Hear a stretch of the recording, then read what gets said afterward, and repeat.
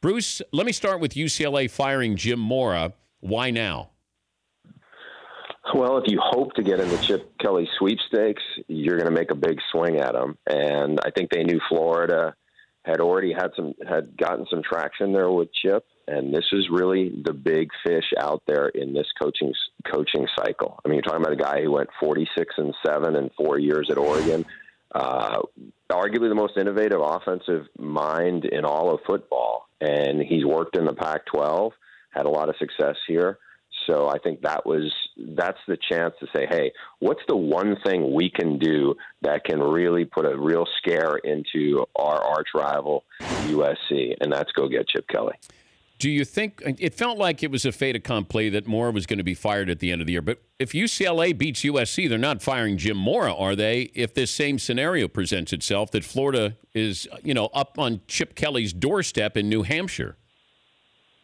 Yeah, I think that's very hard to do. You fire him after he beats the arch rival, and by the way, he'd beaten him 3 years in his first 3 years there. So I think that's a hard sell. Then maybe you look at it and go, okay, well, going forward, he's got to change his defensive staff because they've been awful on the defensive side of the ball, or make some adjustments there. But in this case, again, this is such a big move for them to make, and we're talking about a school that doesn't really throw around that much money, and they're going to have to pay him Jim Mora. They're going to have to pay him over $12 million. The other big plus with Chip Kelly here is you're getting such a big value coach if you can get him where he's already getting paid so much money by the San Francisco 49ers that it mitigates a lot of the costs that it would come onto you on the front end of it. How does Florida go to Chip Kelly's house in New Hampshire and not come back with Chip Kelly? Dan, I was told this by a source that they were not expected. It was never part of the plan that he was going to be on the plane coming back. This wasn't the first meeting that they had with Kelly, but I think he wants to do things. He's not going to. This is going to be his last, big move, part of his career, and I think he wants to really get this sorted out 100% in his head before he makes his decision. It's going to be on his time.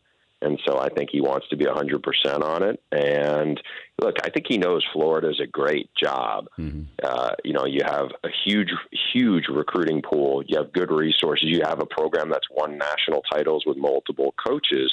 The question is it the most comfortable fit for him? I think there's some other big SEC jobs that, quite honestly, I don't think Chip Kelly would want any part of, either because of the leadership, on top of them that he wouldn't be comfortable with, or just the fishbowl quality of it. Florida doesn't have as much of that fishbowl quality. And from everything I had heard coming out of this meeting, that both sides felt it went very well. For more Dan Patrick Show, tune to Audience Channel 239 on DirecTV or download the Dan Patrick Show app.